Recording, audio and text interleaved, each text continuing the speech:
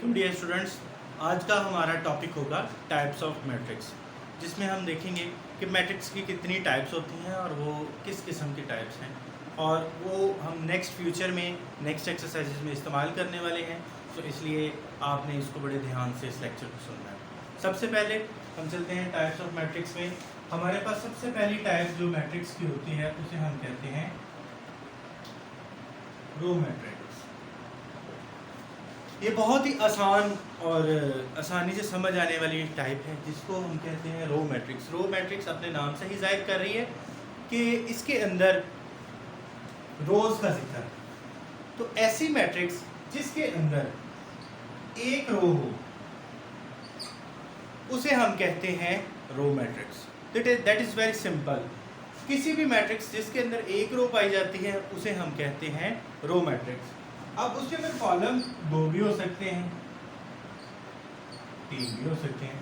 अब इसका अगर ऑर्डर मालूम करेंगे तो इसका ऑर्डर होगा 1/2 और इसका ऑर्डर होगा 1/3। बट ये दोनों मैट्रिसेस कहलाएंगी रो मैट्रिक्स। क्यों? क्योंकि इनके अंदर सिर्फ और सिर्फ एक रो पाई जाती है। तो ऐसी मैट्रिसेस जिनके अंदर एक रो हो उसे हम कहेंगे रो मैट्रिक्स। इसी तरह से हमारी जो दूसरी मैट्रिक्स है वो भी बहुत आसान है, जिसे हम कहते हैं कॉलम मैट्रिक्स।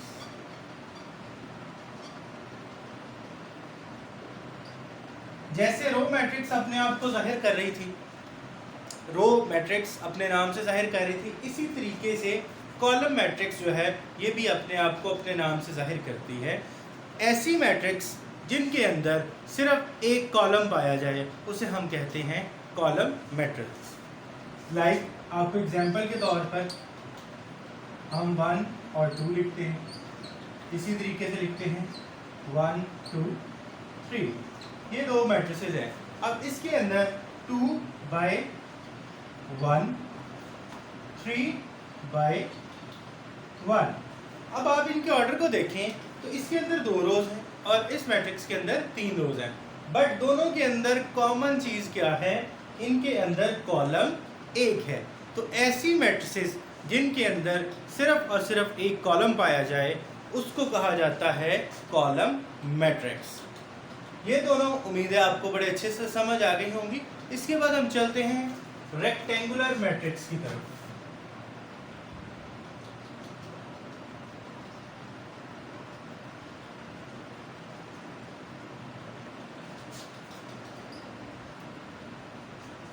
रेक्टेंगल आपको नाम से ही शो करता है, जिस तरीके से रो और कॉलम आपको जाहिर कर रहे थे इसी तरीके से ये भी अपने नाम के अंदर अपनी पहचान रखती है। और रेक्टेंगुलर का मतलब आपने रेक्टेंगल शेप तो देखी होगी, वो इस टाइप की शेप को हम कहते हैं, इसको कहा जाता है रेक्टेंगुलर शेप। तो इसी तरीके से जिस मैट्रिक्स के अंदर इस तरह की शेप पाई जाए उसे हम कहते हैं रेक्टेंगुलर मैट्रिक्स। अब ये कई किस्म की हो सकती है। फॉर एन एग्जांपल मैं आपके सामने 2 मैट्रिक्स लिखता हूँ, 2 3 4 6 1 2 2 6 3 1 4 2। अब इसको आप देखें, ये दोनों रेक्टेंगुलर शेप आपको शो कर रही हैं। तो ऐसी मैट्रिक्स जिनके अंदर आपको रेक्टेंगल की शेप नजर आ रही हो और एक इसके अंदर एक और पॉइंट है जो आपको समझना बहुत जरूरी है, नंबर ऑफ रोज और नंबर ऑफ कॉलम्स हमेशा इनके अंदर डिफरेंट होंगे। नंबर ऑफ रोज 2 है, नंबर ऑफ कॉलम्स 3 है, नंबर ऑफ रोज 3 है, नंबर ऑफ कॉलम्स 2 है। इसी तरीके से इनका ऑर्डर कभी भी सेम नहीं होगा, और जिनका ऑर्डर सेम होगा उनको हम क्या नाम देंगे? उसको हम नाम देंगे स्क्वायर मैट्रिक्स। अब स्क्वायर मैट्रिक्स जैसे रेक्टेंगल था ऐसे ही स्क्वायर मैट्रिक्स है। स्क्वायर मैट्रिक्स आपको रिप्रेजेंट करेगा इस तरीके से 2 4 6 8। जस्ट फॉर एग्जांपल मैंने ये एक मैट्रिक्स आपके सामने लिखी है।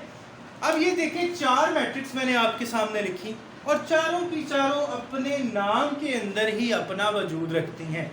रो मैट्रिक्स ऐसी मैट्रिक्स जिनके अंदर एक रो पाई जाए, कॉलम मैट्रिक्स जिनके अंदर एक कॉलम पाया जाए, रेक्टेंगुलर मैट्रिक्स वो मैट्रिक्स जिनकी शेप रेक्टेंगुलर की तरह हो और उनके नंबर ऑफ कॉलम्स और नंबर ऑफ रोज बराबर ना हो, स्क्वायर मैट्रिक्स ऐसी मैट्रिक्स जिनके नंबर ऑफ कॉलम्स और नंबर ऑफ रोज बराबर हो।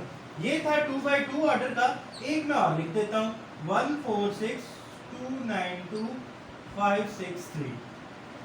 इसमें देखें ये मैट्रिक्स है 2x2 2x2, जबकि ये है 3x3। तो इसमें देखें नंबर ऑफ रोज और नंबर ऑफ कॉलम्स बिल्कुल बराबर हैं, जबकि इसमें देखें तो ये है हमारे पास 2x3 और ये है 3x2। अब इससे जाहिर होता है कि ऐसी मैट्रिसेस जिनके नंबर ऑफ रोज और नंबर ऑफ कॉलम्स बराबर नहीं होंगे उनको हम कहेंगे रेक्टेंगुलर मैट्रिक्स, जबकि जिनके नंबर ऑफ रोज और नंबर ऑफ कॉलम्स जिन सेम होंगे उनको हम कहेंगे स्क्वायर मैट्रिक्स। अब हम चलते हैं अपने नेक्स्ट मैट्रिक्स की तरफ, जिसको हम नाम देते हैं नल मैट्रिक्स। जिस तरीके से हर मैट्रिक्स अपने नाम के अंदर अपना वजूद रखती है, इसी तरीके से नल मैट्रिक्स भी जो है अपने आप को खुद बयान करती है कि ऐसी मैट्रिक्स जिसके तमाम elements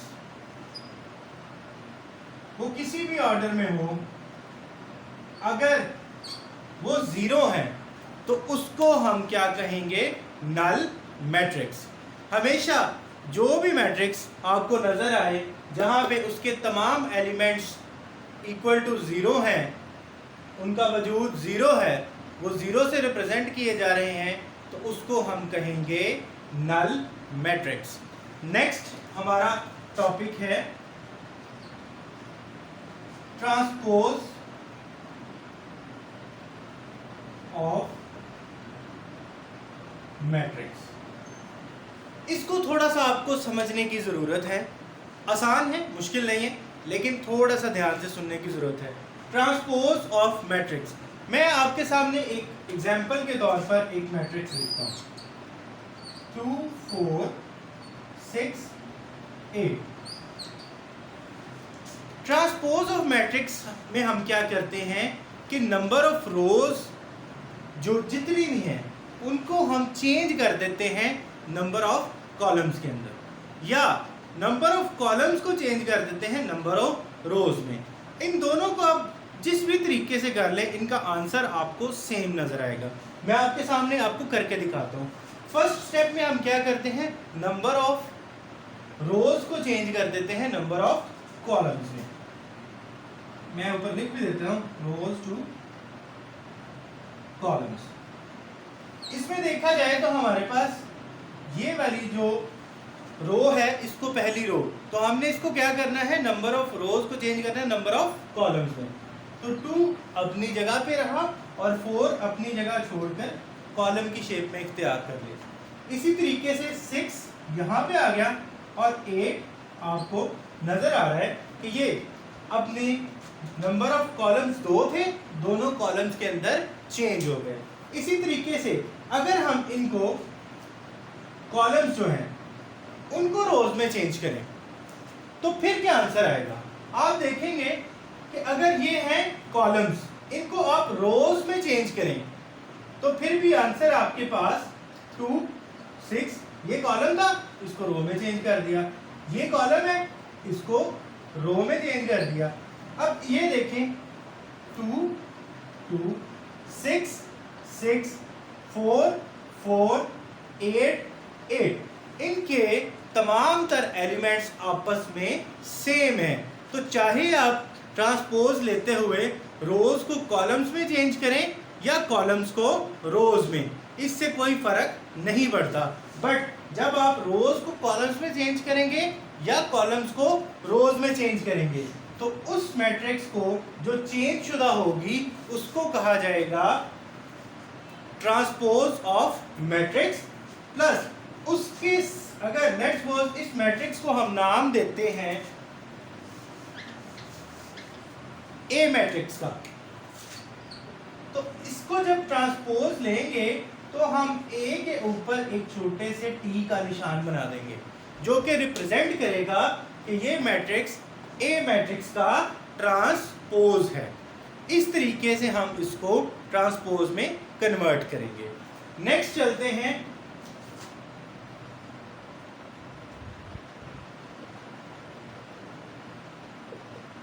negative of matrix. Negative of matrix क्या है? इसी मैट्रिक्स को हम इधर एग्जांपल के तौर पर ले लेते हैं। जैसे हमारे पास ए मैट्रिक्स है, इसको हम कहते हैं 2 4 6 8 2 4 6 8। बट फॉर एग्जांपल थोड़ा सा चेंज करने के लिए मैंने 8 के साथ माइनस का निशान लगा दिए क्योंकि हम जस्ट फॉर एग्जांपल इसको नोट डाउन कर रहे हैं। अब जब देखेंगे negative of matrix, negative of matrix में क्या किया जाता है, जब भी हम नेगेटिव लेते हैं तो मैथमेटिक्स के रूल्स के मुताबिक जितनी भी साइंस हैं वो इस मैट्रिक्स के अंदर चेंज हो जाएंगी। अगर पॉजिटिव है तो वो नेगेटिव हो जाएंगे और अगर नेगेटिव है तो ये पॉजिटिव हो जाएगा। अब देखिए आपके सामने जितने पॉजिटिव थे वो नेगेटिव साइन रिप्रेजेंट कर रहे हैं और जो नेगेटिव साइन के साथ था उसको पॉजिटिव साइन से रिप्रेजेंट किया जा रहा है। इस मैट्रिक्स को हम कहेंगे negative of a matrix. Next अब हम देखेंगे सिमेट्रिक मैट्रिक्स। सिमेट्रिक मैट्रिक्स क्या होती है? सिमेट्रिक मैट्रिक्स उस मैट्रिक्स को कहा जाता है, लेट्स सपोज ये M है तो M is equal to M transpose. अगर कोई मैट्रिक्स हमने ली है और उसका ट्रांसपोज लिया जाए फिर भी वो उसी मैट्रिक्स के इक्वल आ जाए, सेम टू सेम हो जाए, तो फिर हम उसे कहेंगे सिमेट्रिक मैट्रिक्स। लेकिन अगर हम नेक्स्ट की तरफ चलते हैं, स्क्यू सिमेट्रिक मैट्रिक्स। ये एक्सप्लेन करता हूं भी दोनों इकट्ठी। स्क्यू सिमेट्रिक मैट्रिक्स, एक मैट्रिक्स ली n और अगर ये उसके ट्रांसपोज के नेगेटिव के इक्वल चला जाए तो फिर हम इसे कहेंगे स्क्यू सिमेट्रिक मैट्रिक्स। अब इन दोनों के अंदर डिफरेंट क्या है? ट्रांसपोज लेंगे, अगर वो मैट्रिक्स के इक्वल है तो फिर वो क्या कहलाएगा? स्क्यू सिमेट्रिक मैट्रिक्स, और अगर वो उसके नेगेटिव के इक्वल है तो फिर वो कहलाएगा स्क्यू सिमेट्रिक मैट्रिक्स। मैं आपके सामने एक्सप्लेन करता हूँ इसको। अब ये हमारे पास एक मैट्रिक्स है, फॉर एग्जांपल मैंने इसको लिखा है। अगर हम इसका ट्रांसपोज लेते हैं, ट्रांसपोज किस तरीके से लिया जाता है अभी थोड़ी देर पहले मैंने आपको एक्सप्लेन किया कि नंबर ऑफ रोज जितनी भी हैं इनको हम नंबर ऑफ कॉलम्स में चेंज कर देते हैं। यहाँ पे ये हमारे पास क्या है? पहली रो है, तो इसको हम लिख देते हैं पहले कॉलम की जगह। ये दूसरी रो है तो इसको लिख देते हैं दूसरे कॉलम की जगह। ये तीसरी रो है तो इसको लिख देते हैं तीसरे कॉलम की जगह। अब देखते हैं कि जो हमने कहा वो ठीक है या नहीं। अब देखिए इसका फर्स्ट एलिमेंट इसके फर्स्ट एलिमेंट से मैच कर रहा है। 1 2 3 1 2 3 2 -1 4 2 -1 4 3 4 0 3 4 0। तो हमारी ये बात प्रूफ हो गई कि अगर कोई मैट्रिक्स है और उसका ट्रांसपोज लिया जाता है, उसकी नंबर ऑफ रोज को चेंज कर दिया जाता है नंबर ऑफ कॉलम्स के अंदर, तो और फिर भी उसके अंदर कोई तब्दीली नहीं आती, वो सेम एज इट इज ही रहता है, तो उसको कहा जाएगा, उस मैट्रिक्स को कहा जाएगा सिमेट्रिक मैट्रिक्स। Symmetric matrix. अब चलते हैं स्क्यू सिमेट्रिक मैट्रिक्स की तरफ। इसमें हमने लिखा कि कोई भी जो मैट्रिक्स है अगर वो उसके नेगेटिव के इक्वल आ जाती है ट्रांसपोज लेने से, तो फिर वो कहलाएगी स्क्यू सिमेट्रिक मैट्रिक्स। अब इसको हम ट्रांसपोज लेते हैं n ट्रांसपोज।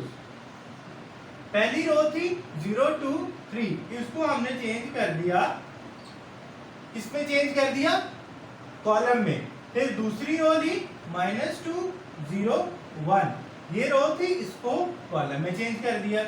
इसी तरीके से तीसरी रो -3 -1 और 0। जब इसको देखा तो हमारे सामने अब इनको मैच करते हैं। 0 0 -2, ये 2 था, ये -2 हो गया।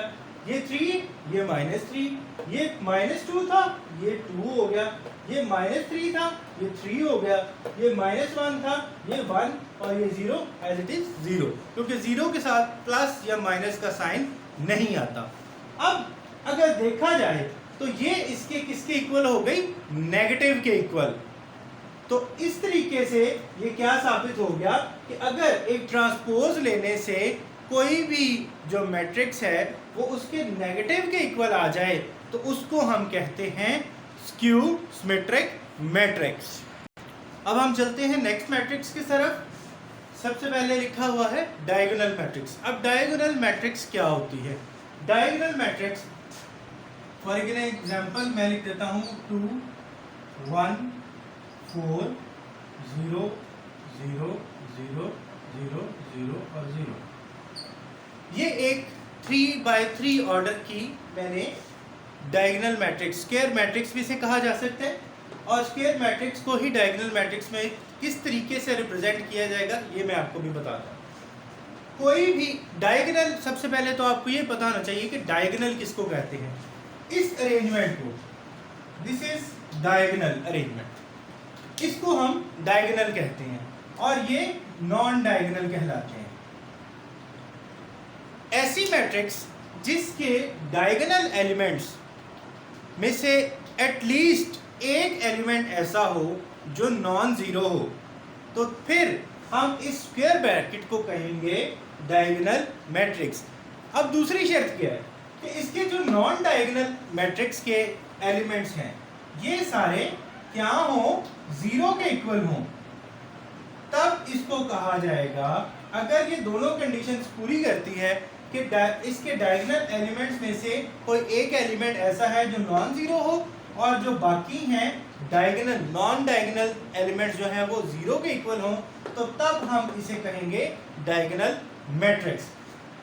इसी तरीके से स्केलर मैट्रिक्स की भी सेम टू सेम बात है, लेकिन इसमें सिर्फ एक पॉइंट का फर्क आता है। इसके भी नॉन डायगोनल एलिमेंट्स जो हैं वो जीरो के इक्वल होंगे, बट जो इसके डायगोनल एलिमेंट्स हैं उनका क्या किया जाएगा? उसके अंदर क्या होगा कि वो सारे सेम होंगे। अब इधर मैं रिप्रेजेंट करने के लिए k लिख रहा हूं। k is not equal to 0, k is equal to 1 2 3। It can be any number, कोई भी नंबर हो सकता है, बट वो नंबर सेम होगा। हम एग्जाम्पल के तौर पे ले लेते हैं 4। हम कहते हैं जी 4 4 और 4। अगर इसके नॉन डायगोनल एलिमेंट्स जो हैं वो जीरो होंगे और डायगोनल सारे सेम होंगे, कोई भी नंबर होगा बट वो सेम होगा, तो हम इसको कहेंगे स्केलर मैट्रिक्स। इसी चीज को आगे बढ़ाते हुए आइडेंटिटी और यूनिट मैट्रिक्स की तरफ चलते हैं। ये भी सेम टू सेम है, सिर्फ एक पॉइंट का फर्क है। नॉन डायगोनल इसके अंदर भी क्या होंगे?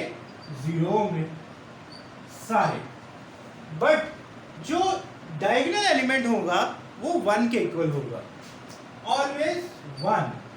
तो ये अगर 1 के इक्वल होगा तो इस मैट्रिक्स को कहा जाएगा आइडेंटिटी या यूनिट मैट्रिक्स। इन दोनों में से कोई भी एक नाम आप ले सकते हैं, आइडेंटिटी या यूनिट मैट्रिक्स। दोबारा से रिपीट करता हूं, नॉन डायगोनल एलिमेंट जीरो होंगे तीनों के अंदर, सेम कंडीशन, लेकिन डायगोनल मैट्रिक्स के अंदर इसका कोई एक एलिमेंट एटलीस्ट वो किसके इक्वल ना हो? जीरो के इक्वल ना हो, तो इस अरेंजमेंट को कहा जाएगा डायगोनल मैट्रिक्स। अगर सारे डायगोनल एलिमेंट्स सेम हैं तो फिर उसको कहा जाएगा स्केलर मैट्रिक्स, और अगर सारे डायगोनल एलिमेंट्स 1 के इक्वल हैं तो फिर इस मैट्रिक्स को कहा जाएगा आइडेंटिटी या यूनिट मैट्रिक्स। उम्मीद है ये सारी मैट्रिसेस आपको बड़े अच्छे से समझ आ गई होंगी और इस लेक्चर से आप फ़ायदा उठा सकेंगे नेक्स्ट एक्सरसाइज के लिए, जो कि 1.2 है। नेक्स्ट लेक्चर्स में इंशाल्लाह आपको उसके सारे क्वेश्चंस करवाए जाएंगे।